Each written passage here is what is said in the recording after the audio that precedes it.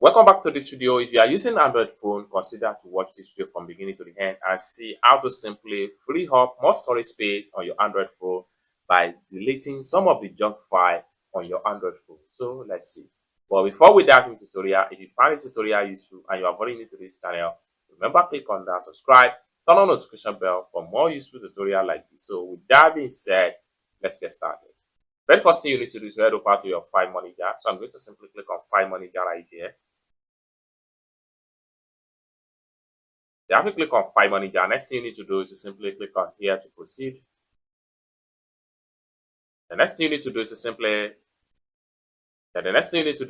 click on Manage right here. The next thing you need to do is to simply scroll down and make sure you go to Junk Files.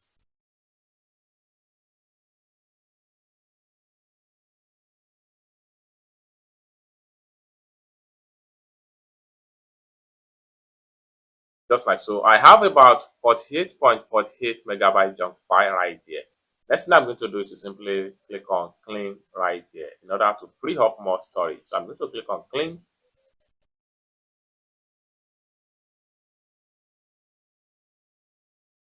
So just like so, it's as simple as that. So you're able to save some storage space right here by cleaning some of the junk file on your Android. So you can scroll down right here and click some of the rest of the junk file, such as memory usage, app cleaner, phone master consumption. Can optimize as many as possible app right here. For you to optimize, simply click on clean now.